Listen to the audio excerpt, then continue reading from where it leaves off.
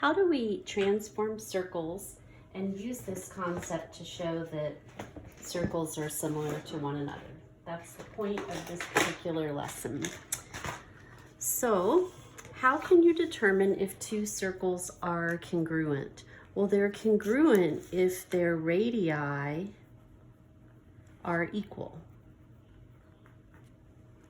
Okay, if the radii are the same, then they're going to have the same size.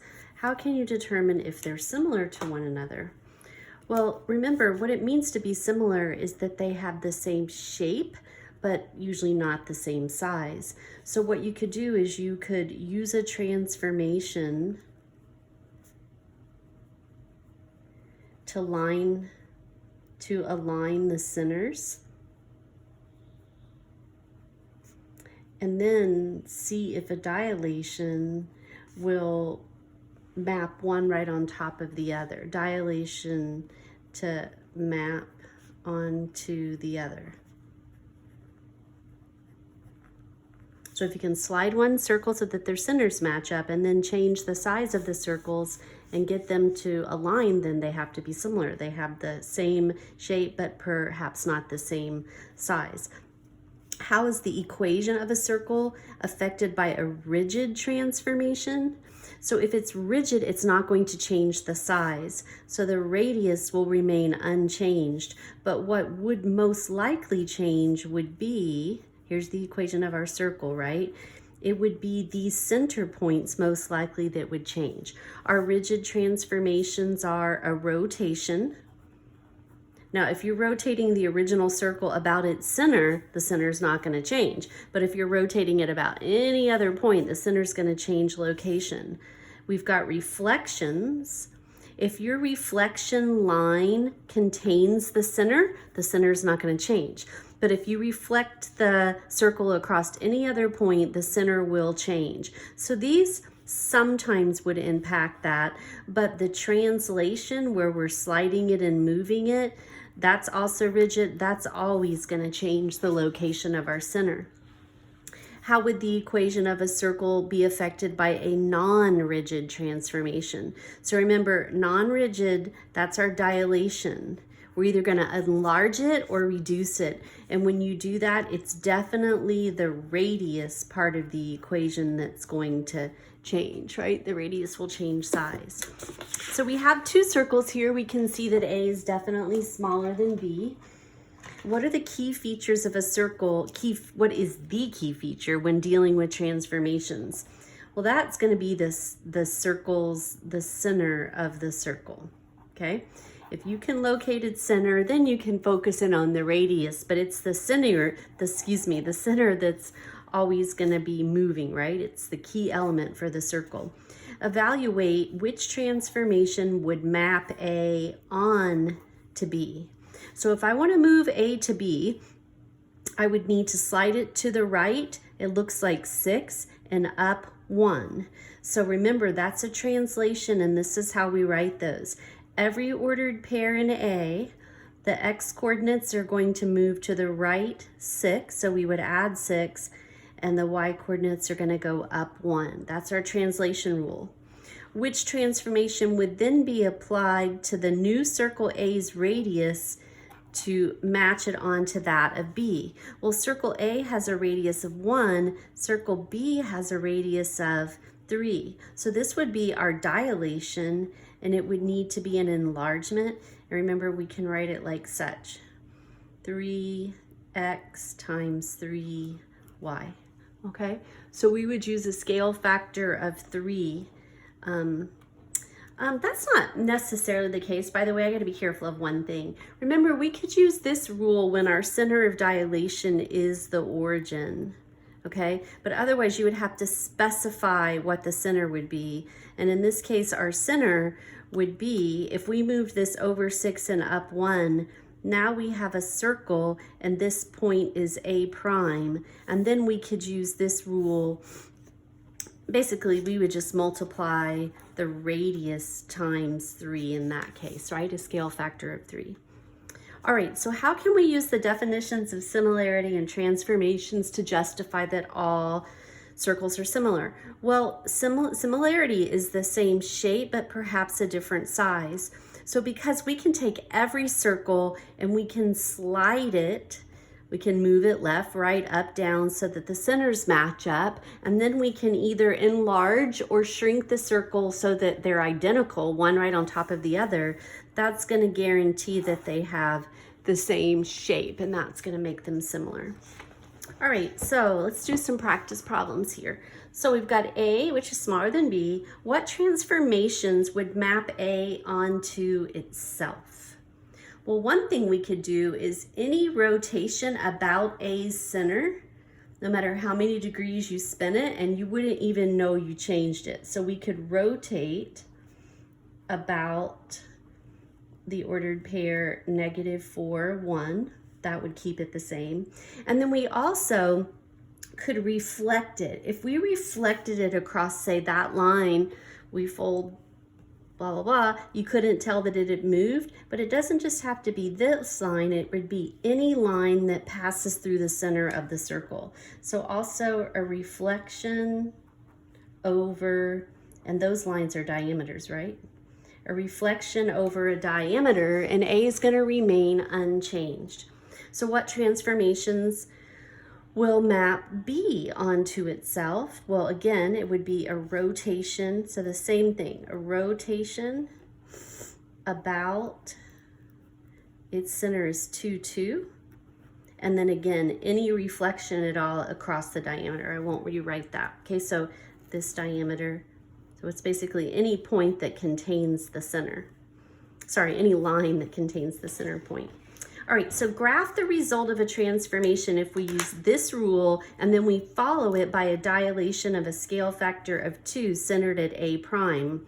Okay, so we're going to take circle A, and what are we doing with it? We're going to translate it, so we're going to move it to the right 1 and up 1. So circle A is going to move right 1 and up 1, and I'm sorry I wrote all over this earlier, but here now is A prime, right? It didn't change size, we just moved it. But now we're going to follow that up with a dilation with a scale factor of 2 centered at this point. So every point right now is 1 away from the center. The new points will be 2 away from the center, and we'll double that circle. So this is what we have after we've done B, okay? This is our new circle A prime. All right, where would, well, actually it's A double prime after we've done that dilation. So where would A double prime be located if circle A prime is dilated by a scale factor of 2 centered at the origin instead of at A prime? So that's why it's really important that you say what the center of dilation is. So let's go back to this little A prime. If it's centered at the origin, remember we're basically blasting it in this direction, and every point is going to be twice as far from the origin as it is now. So for instance, this point on A prime, which was located at +2, -2, we would do that again, +2, -2. The center is located at +2, -3. Now the center is located at +2, -6, okay? So it would be up here.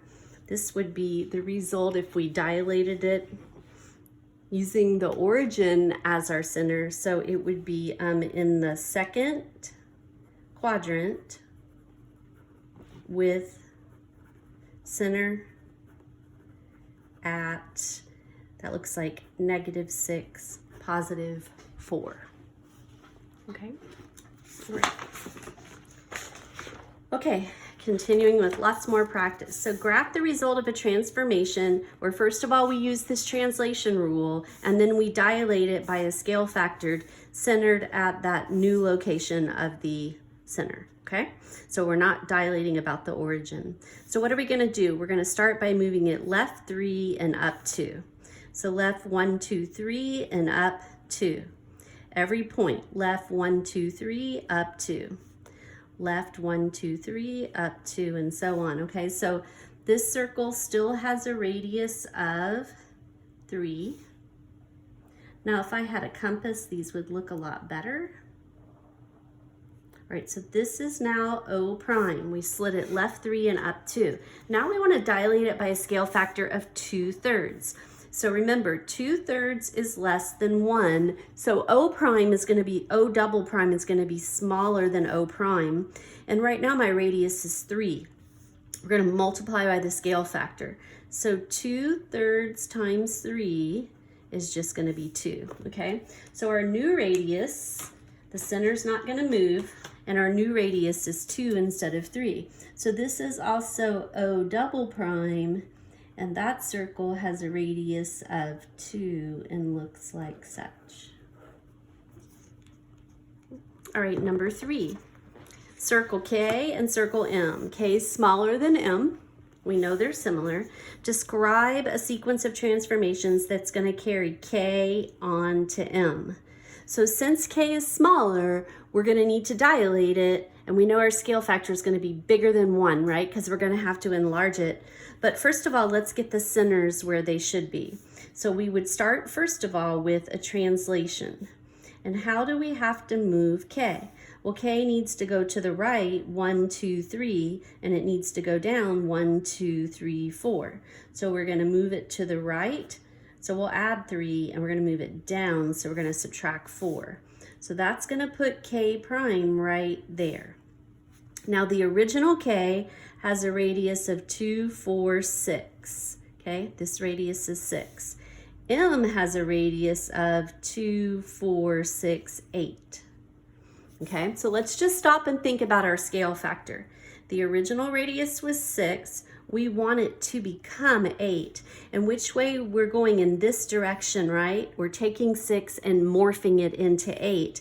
So it's going to get multiplied by a scale factor that will result in this new radius. So I just need to solve for K. So dividing both sides by 6, I get that K is equal to, we can reduce that down to 4/3. That's greater than 1. We know that has to be the case if we're going to do an enlargement. So we start with that translation, followed by a dilation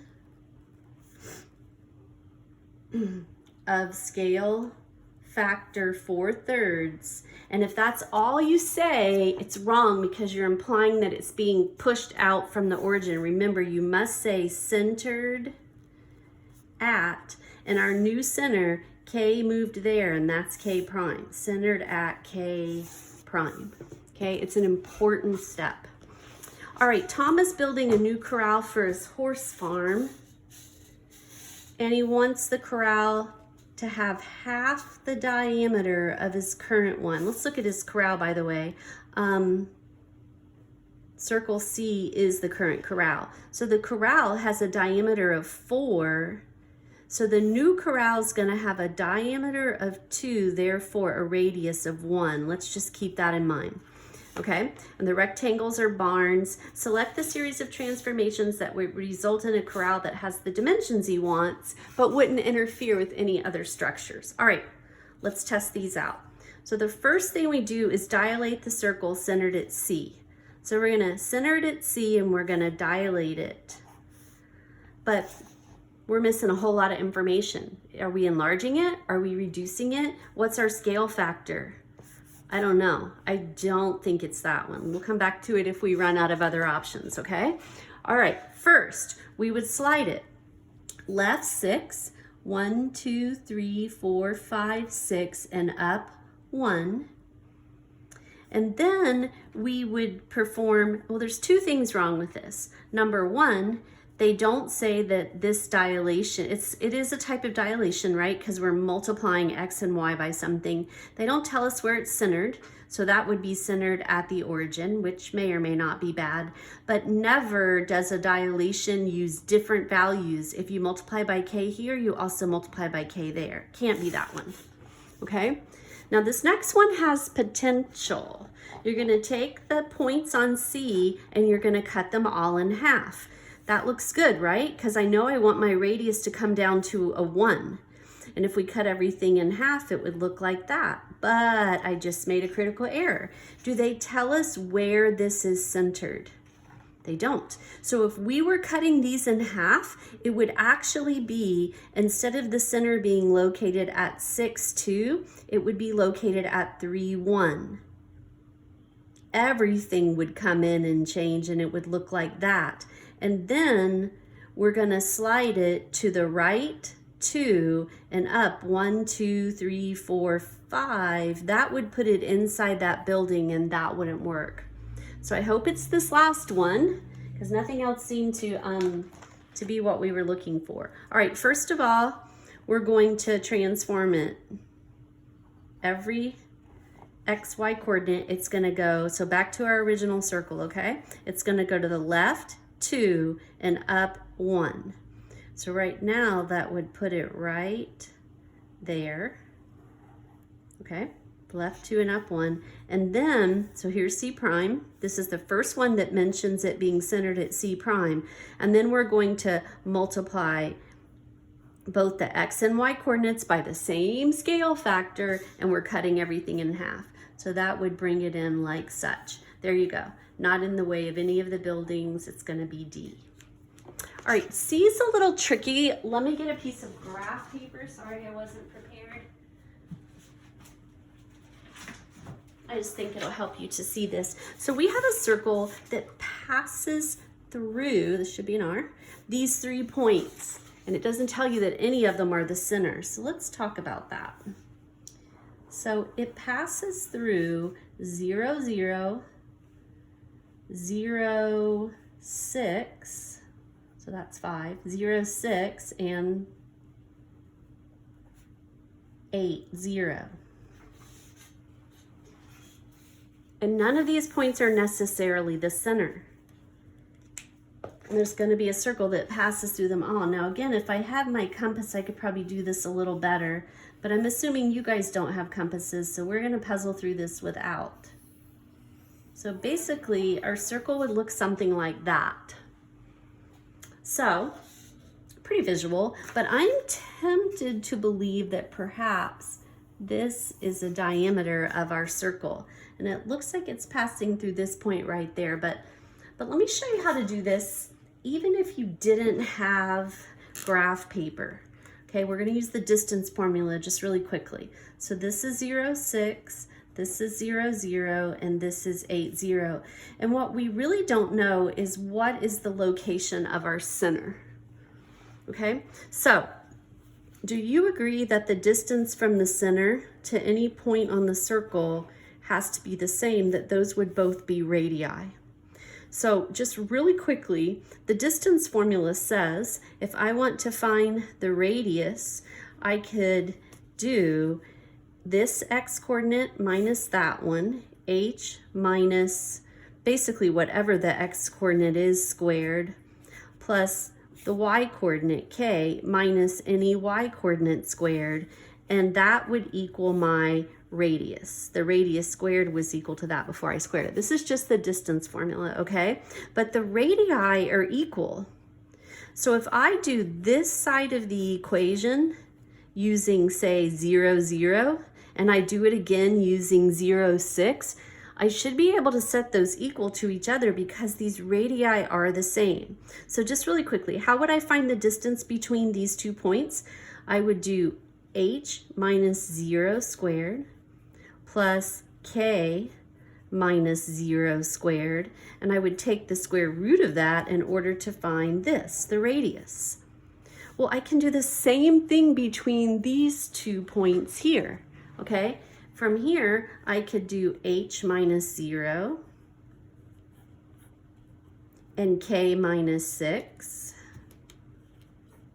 and take the square root of all of that. And those 2 things would have to be equal to each other because they're both radii. Now, I don't think Geometry Nation does this. I've gone a little further than I have to, but I just want to finish this thought process. So we have h squared plus k squared, and over here, I have h squared, and then I have k minus 6 squared. So because both sides are square roots, I can square both sides and it'll wipe out the radicals. Okay, so we just have h squared plus k squared is equal to h squared plus, this is k minus 6 times another k minus 6. We practiced this when we were doing completing the square. You would get k squared minus 12k plus 36. Now, that might look bad, but notice when we subtract the x squareds from both sides, they cancel out. When we subtract the k squareds from both sides, they cancel out. So we get that 0 is equal to negative 12k plus 36. Subtract 36. Negative 36 equals negative 12k.